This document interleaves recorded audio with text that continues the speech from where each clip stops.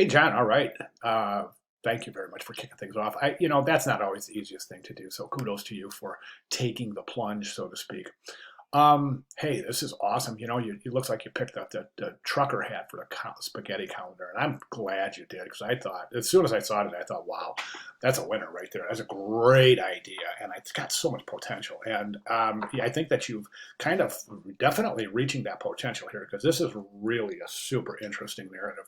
I got a couple of recommendations I think are going to make really good sense to you, but I'm going to bring the bigger piece up and let's get this in the window. I think that's about everything there, except I can move my camera over a little bit. There, that's perfect. Okay, nice setup. Are these little pieces of spaghetti here connecting the illustrations? I think that's a great idea. Just using little pieces of the spaghetti.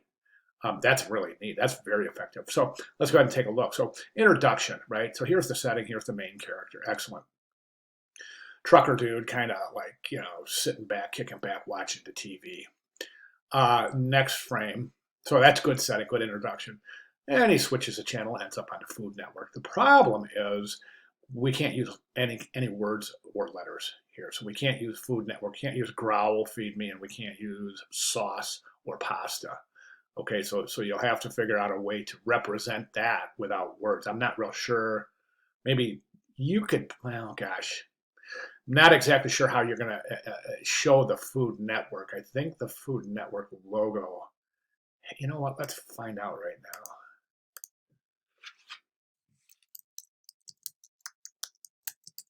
I'm just going to Food Network. Look, yeah, it's got, wow, boy. I wonder what we can do. Think about what, let me go to images. Think about what you can do to indicate that he's changed to the Food Network, or I don't even know if it's important to indicate Food Network. Just as long as we see him changing channels, comes across a commercial for spaghetti and meatballs, and or spaghetti and sausage. And oh, by the way, if this is spaghetti and sausage or spaghetti and meatballs, if this is spaghetti and meatballs, you could also use pieces of spaghetti and little meatballs to connect the illustrations. At any rate, so you got the spaghetti and meatballs, which makes him hungry. So we see that nice shot of his belly with the shirt showing his belly button, which to me is hilarious. Got the trucker belt buckle, and that's so far so good. Okay, then over here we see the cabinet opening. I recommend here is to maybe take him. Okay, so we've got a side perspective of him with his hat on. We got a side perspective sans hat. Beard's a little inconsistent in these though, so you want to make sure that we have good consistency there. Then you have a front view of the dude with his hat on. What we want to do here is we want to make a connection between the dude and the cabinet. So can we place him up from behind or three quarters looking into the cabinet? I think that would be really interesting. So at that point, we see the spider webs, and he doesn't have a whole lot in there, but he's got a can of sauce, and he's got, a jar of sauce, and he's got a package of noodles. That's great. So he starts his spaghetti. That's great. All right. Now, at this point, I think this starts to become a little bit unclear. And I think one of the reasons is because these are all connected. And it's just a little bit hard to kind of follow the flow here. So what I would recommend is at this point, he's got the water, he's got the noodles. Maybe on a pan next to that, he's got the sauce heating up, right? And then in the interim right here, we could get one of these kind of moments like, oh no, I don't have a colander. So I don't know how you would represent that, but I think it's a really important consideration here to let within the narrative, we need to indicate that the colander is either broken or not available. So you got to really think about that. I think that's of paramount importance in the success of this assignment. So anyway, so we get the what do I do now? Then the aha moment where he says his hat.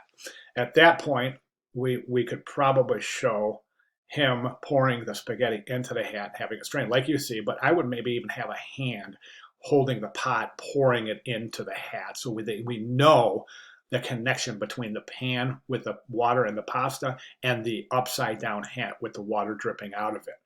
Okay, so again, in summary, there, just the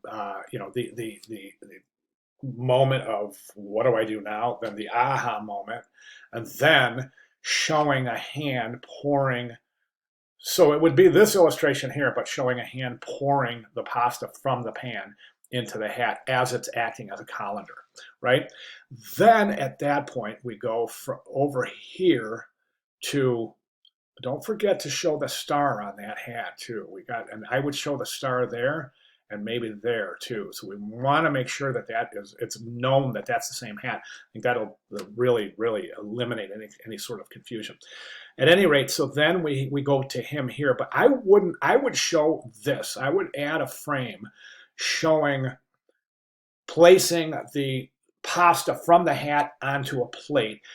Then you can show him over here with his hat back on and a plate of spaghetti on his belly as he's getting ready to eat it. And then also you want to show the TV just so that we have the same setting that we started. So it's a complete cycle, so to speak. It's a definitive narrative and a complete narrative with I think that, my suggestions will cover any kind of inconsistencies or any kind of misunderstanding by the viewer. So other than that, I think that's just really a great way to go. And I'm so glad you didn't place these in individual frames. I think the organic flow is one of the strengths of the piece. So at that, those are my suggestions. And I think this is an outstanding start. So great job. Thank you so much. If you have any questions at all, please let me know. I'll be glad to make any necessary clarifications. Great job. Thank you very much.